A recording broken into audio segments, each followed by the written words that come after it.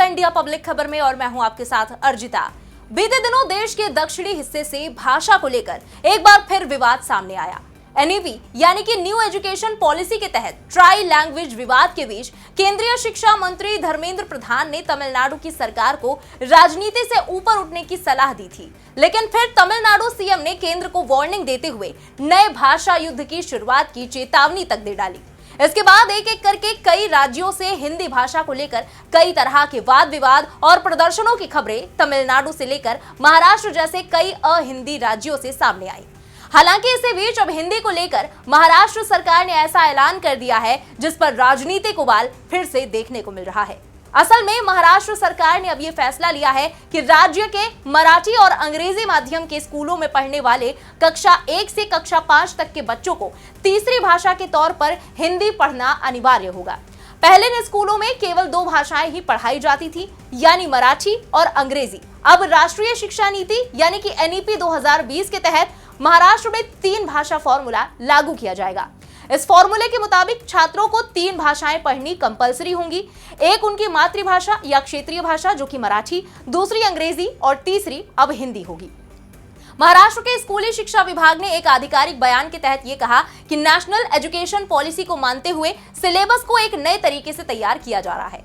महाराष्ट्र के अन्य माध्य स्कूल पहले से ही 3 भाषा वाले फॉर्मूले पर काम कर रहे हैं। महाराष्ट्र में अंग्रेजी और मराठी पढ़ानी जरूरी होगी, इसीलिए स्कूल अपने आप ही 3 भाषाएं पढ़ाते हैं। केवल मराठी और अंग्रेजी मीडियम स्कूलों में ही अब तक 2 भाषाएं पढ़ाई जाती थीं। अब इनके साथ साथ हिंदी को भी शामिल कर दिया गया है। ये पॉलिसी इस साल 2025-26 के सत्र से लागू कर दी जाएगी। नई एजुकेशन पॉलिसी के तहत महाराष्ट्र के स्टेट बोर्ड में भी सिलेबस में बदलाव किया गया है।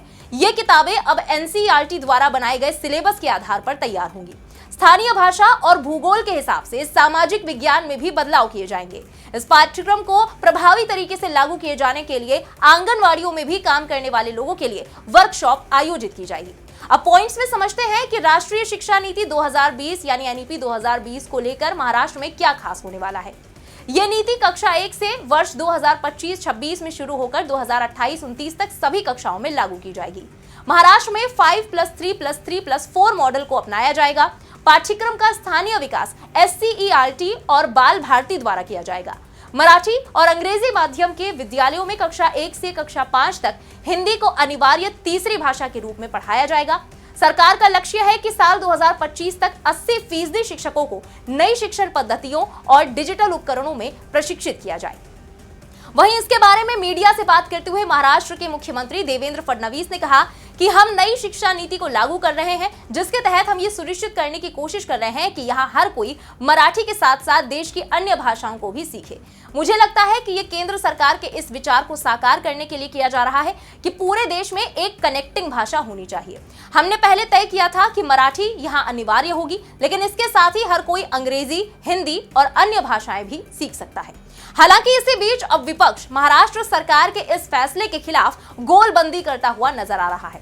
इसी कड़ी में कांग्रेस नेता विजय वडेट्टीवार ने बीजेपी पर निशाना साधते हुए कहा कि संविधान में लिखा है कि राज्य को अपनी मातृभाषा को आगे बढ़ाने का अधिकार है। उन्हें इसे यानी कि हिंदी को नहीं लाना चाहिए, ये वैकल्पिक होना चाहिए, उसे इन पर थोपना नहीं चाहिए। मराठी भाषा का अपना महत्व है। अगर नरेंद्र मोदी जी और अमित शाह जी नियमित रूप से हिंदी में बोलते हैं तो सभी को बोलना चाहिए, ये गलत है। अगर वो महाराष्ट्र आना चाहते हैं तो उन्हें मराठी भी सीखनी चाहिए।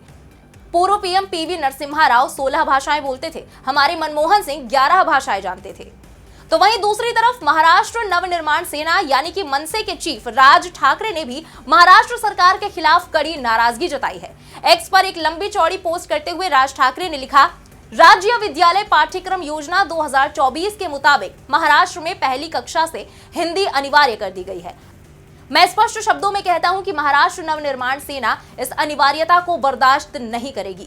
हम केंद्र सरकार के हर चीज को हिंदीकृत करने के मौजूदा प्रयासों को इस राज्य में सफल नहीं होने देंगे। हिंदी कोई राष्ट्रीय भाषा नहीं है, ये देश की अन्य भाषाओं की तरह एक राज्य की भाषा है। इसे शुरू से ही महाराष्ट्र में क्यों पढ़ाया जाना चाहिए? आपको जो भी त्रिभाषी फॉर्मूला है उसे सरकारी मामलों तक सीमित रखें, शिक्षा में ना लाएं। आगे लिखा कि इस देश में भाषाई क्षेत्रीयकरण किया गया था और ये इतने सालों तक चला, लेकिन आपने अभी महाराष्ट्र पर दूसरे क्षेत्र की भाषा क्यों थोपना शुरू किया है? राज ठाकरे ने लिखा कि जिस राज्य की वो भाषा है वहां उसका सम्मान बरकरार रहना चाहिए। जैसे महाराष्ट्र में मराठी का सम्मान दूसरे बोलने वालों को होना चाहिए, वैसे ही दूसरे राज्यों में उस भाषा के सभी बोलने वालों का सम्मान होना चाहिए। हमारा आग्रह है कि दूसरे राज्यों में रहने वाले मराठी लोग भी उस राज्य की भाषा को अपनी भाषा माने, लेकिन अगर आप इसे अनदेखा करके इस देश की भाषाई परंपरा को बर्बाद करने की कोशिश करेंगे तो हमें ये मंजूर नहीं है। हम हिंदू हैं लेकिन हिंदी नहीं। अगर आप महाराष्ट्र को हिंदी के रूप में रंगने की कोशिश करेंगे तो महाराष्ट्र में संघर्ष होना तय है। राज ठाकरे यही नहीं रुके, आगे उन्होंने बीजेपी पर सवाल दागते हुए कहा कि क्या आप दक्षिण के किसी राज्य में इस तरह हिंदी थोपेंगे, और अगर आप ऐसा करेंगे तो वहां की सरकारें नाराज हो जाएंगी। राज्य सरकार और उसके घटक दल ये सब चुपचाप बर्दाश्त करते हैं, इसलिए यहाँ ये थोपा जा रहा है। बाकी के बारे में हमें नहीं पता है और हमें इसकी परवाह भी नहीं है, लेकिन महाराष्ट्र नवनिर्माण सेना इसे बर्दाश्त नहीं करेगी। हर राज्य में केवल उनकी आधिकारिक भाषा का सम्मान किया जाना चाहिए। मैं सरकार से अपील करता हूं कि इस मुद्दे पर जोर ना दिया जाए। मैं महाराष्ट्र में अपनी सभी मराठी माताओं, बहनों और भाइयों के साथ साथ मराठी अखबारों और मराठी समाचार चैनलों में काम करने वाले अपने सभी भाइयों और बहनों से अनुरोध करता हूं कि वो बिना किसी बहस के इसकी निंदा करें और इसका विरोध करें। और हाँ, अगर महाराष्ट्र में अन्य राजनीतिक दलों को मराठी भाषा से थोड़ा भी प्यार है तो वो भी इसका विरोध करेंगे। आज वो भाषाएं थोप रहे हैं, कल वो अन्य जबरन फतवे जारी करेंगे। एक बूढ़ी महिला की मौत पर कोई दुख नहीं है, लेकिन समय ठीक कर देता है। आपको बता दें कि पिछले महीने महाराष्ट्र में राज ठाकरे की मनसे द्वारा मराठी भाषा को लेकर आंदोलन भी शुरू किया गया था। इस आंदोलन के दौरान मराठी ना बोल पाने पर हिंदी भाषी लोगों के साथ बदसलूकी और मारपीट की खबरें भी सामने आई थी। मराठी नहीं आने पर राज्य से बाहर करने तक की धमकी दे दी गई थी। हालांकि राज्य सरकार की चेतावनी के बाद मनसे ने अपना आंदोलन खत्म कर दिया था। अब गौर करने वाली बात यह है कि इससे पहले तमिलनाडु में भी केंद्र और राज्य के बीच भाषा विवाद जोरों पर दिखा था, जो कि अभी भी जारी है। यह विवाद केंद्रीय शिक्षा मंत्री धर्मेंद्र प्रधान के एक बयान के बाद भड़का, जब उन्होंने कहा था कि तमिलनाडु को भारतीय संविधान के अनुसार चलना होगा और 3 लैंग्वेज पॉलिसी कानून का हिस्सा है। जब तक तमिलनाडु 3 भाषाओं की नीति को स्वीकार नहीं करता, तब तक राज्य को केंद्र से शिक्षा संबंधित फंड नहीं मिलेगा। इसके बाद ही तमिलनाडु के सीएम एमके स्टालिन ने कह दिया था कि तमिल लोग ब्लैकमेलिंग या धमकी सहन नहीं करेंगे। अगर राज्य को शिक्षा के फंड से वंचित किया गया तो केंद्र को तमिलों के मजबूत विरोध का सामना करना पड़ेगा। तो वहीं हिंदी को लेकर चल रहे विवाद के बीच मुख्यमंत्री एमके स्टालिन ने साफ कर दिया था कि राज्य एक और भाषा युद्ध के लिए तैयार है। यही नहीं, एमके स्टालिन ने केंद्र पर राज्य में हिंदी थोपकर भाषा युद्ध का बीज बोने का आरोप भी लगा दिया था और कहा था कि हिंदी के वर्चस्व की अनुमति नहीं दी जाएगी। उन्होंने साफ कहा कि राज्य किसी विशेष भाषा के खिलाफ नहीं है और किसी भी भाषा को सीखने की इच्छा रखने वाले भी किसी व्यक्ति के आड़े नहीं आएगा। लेकिन इसके साथ ही उन्होंने ये भी चेताया कि अगर वो किसी अन्य भाषा को मातृभाषा तमिल पर हावी होने नहीं देंगे और ना ही कोई और उसे नष्ट करने की अनुमति देंगे। उनका कहना था कि तमिलनाडु तमिल और अंग्रेजी से संतुष्ट है और इस तरह तमिलनाडु सरकार केंद्र सरकार पर हिंदी थोपने का आरोप लगाती नजर आई। मुख्यमंत्री स्टालिन ने कहा कि अगर केंद्र सरकार हिंदी थोपने की कोशिश करती है तो हम इसके खिलाफ पूरी तरह तैयार हैं। उन्होंने कहा कि तमिलनाडु सिर्फ तमिल और अंग्रेजी का पालन करेगा और हिंदी को थोपने की किसी की भी कोशिश का विरोध करेगा। वहीं 1965 के हिंदी विरोधी आंदोलनों का एग्जाम्पल देते हुए स्टालिन ने आगे कहा कि 1965 में द्रविड़ आंदोलन ने सफलतापूर्वक हिंदी थोपने का विरोध किया।